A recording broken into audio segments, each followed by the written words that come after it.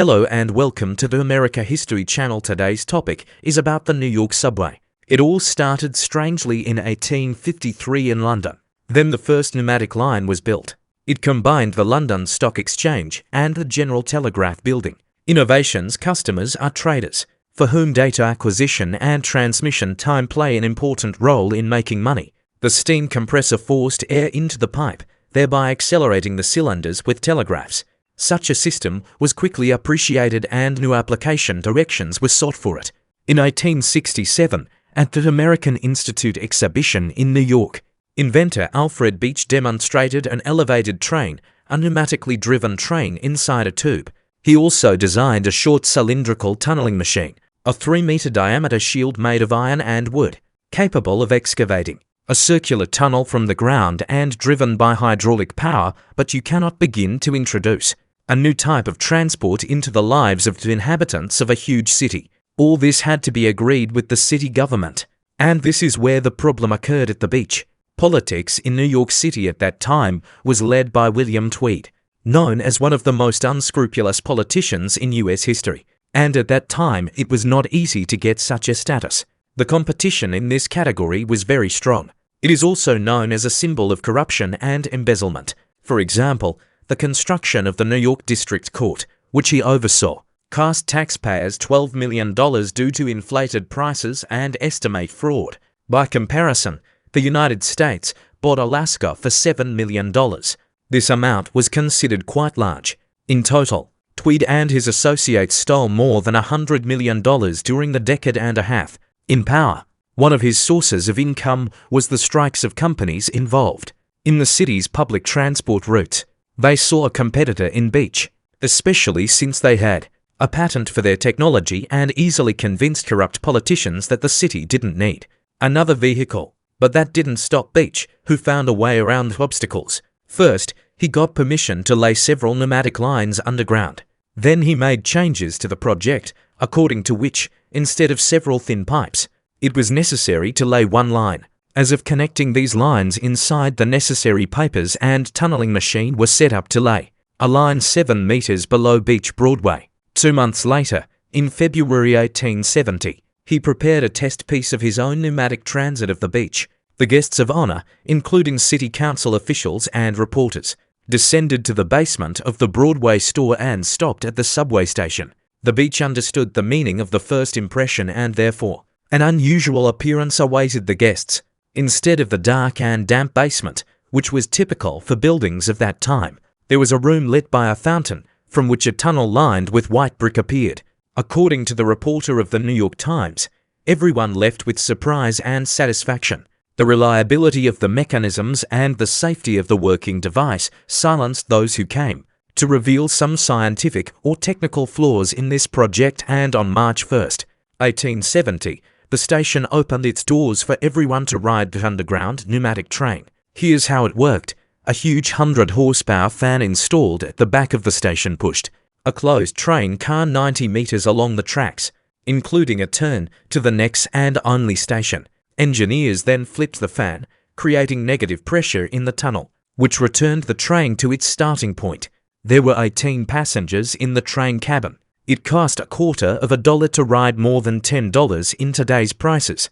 But since the train was considered an interesting attraction by the townspeople, enough people wanted to buy a ticket. As things progressed, investors began to climb the creator of the first subway. Beech even planned an entire network of underground tunnels near Manhattan. If he succeeded, New Yorkers got their subways much later than Londoners.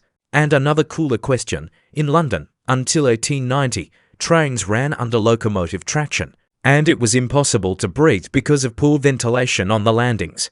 And it is clear that there were no fountains in the English subway. But Bill Tweed, outraged by the Blues ruse, intervened. He blocked construction and ordered the allocation of funds from the state treasury for the construction of an elevated railway in West Manhattan, where he planned to build his beach network. The inventor could not resist politics. Investors who heard about the conflict immediately disappeared. In fact, a 90-meter underground pipeline remained in the beach, which quickly bored the townspeople. And in 1873, his company went bankrupt. Soon a fire broke out in the closed station. In the early 20th century, workers accidentally uncovered a beach-walled tunnel, but it was reported to be in excellent condition. It is known that the first master plan for the development of Manhattan, adopted in 1811, provided for the construction of 155 streets, and later their number reached to 128. But among this abundance, 14 streets have had a special place in the history of the city for a long time. The fact is that according to the master plan, it was planned to start regulating the development and sale of new plots from it in a northerly direction, and it was to be the first street of the city with a width of 30 meters 100 feet. Meanwhile, the dividing line between Lower Manhattan and Midtown ran along 14th Street. However, like all streets in Manhattan, it is divided into west and east. In the Fifth Avenue area, the western section began at the 11th intersection on the banks of the Hudson River, northeast of Greenwich Village. It then continued east, intersecting Washington Street, 9th Avenue, Hudson Street, 8th Avenue, 7th, 6th, and 5th Avenues. West 14th Street then becomes East 14th Street and forms the southern boundary of Union Square between University Square and 4th Avenue. East of 4th Avenue, 14th Street intersects with 3rd Avenue, forming the southern end of Irving Place, and continues to the intersection with 2nd Avenue. At 1st Avenue, 14th Street widens to a 6-lane intersection with a westbound lane. It then intersects with Alphabet City's main traffic arteries, Avenue A, Avenue B, and Avenue C, where it ends. By the first half of the 14th century, Dunk Street was considered one of the most famous and prestigious streets of the city. After all, it is here that the famous Tammany Hall is located, which for a long time played a leading role in the political life of New York and is widely known in connection with the events related to the corruption scandal of William M. Boss Tweed, the famous theatre district of New York, the Academy of Music also shown here, and the Opera House. The echo of this glory was the old Cinema Palladium, where famous rock concerts took place in the 1960s. It should be noted that the situation with the 14th Street stations in the city is not simple, although all over the world, and even in New York itself, we observe similar situations, for example, with the 34th or 42nd Street stations. Nevertheless, we must try to explain the legitimacy of what happened each time. Here the origin should be sought in the existence of that master plan for the development of the city from 1811, as a result of which the city abandoned the construction of a ring with radial streets away from the main squares. Therefore, the Manhattan subway scheme has the appearance of a trunk from which various side branches branched off in different directions. Roughly, we can estimate that the subway in Midtown Manhattan has 5 underground highways. First, the large horizontal freeway that crosses them at the top is 14th Street, which is 2 miles 3.25 kilometers long. In order to properly solve the problem of passenger transportation for subway customers, it would be logical to organize the corresponding entrances to it and stations at the intersection of the 14th Street projection with each stem tunnels. That's exactly what was done, given the feasibility of a common interchange station in the Union Square area. We got for stations with the same name 14th St. here. In order to make it clear how to find the right one among them, it was decided to include additional information in the name about the nearest avenue that crosses 14th Street.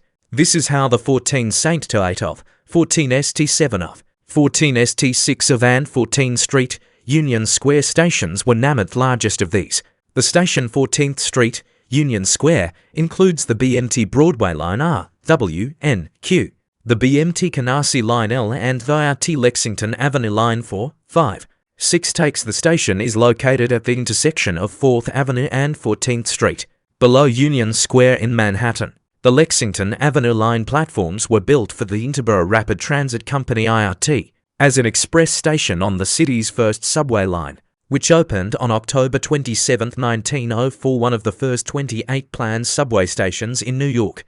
The Broadway line platforms opened in 1917 and the Canarsie line platform in 1924. Over the years, their stations underwent several modifications and were consolidated on July 1, 1948. The complex was finally renovated in the 1990s and added to the National Register of Historic Places in 2005. Don't forget to like and subscribe. More interesting information is waiting for you.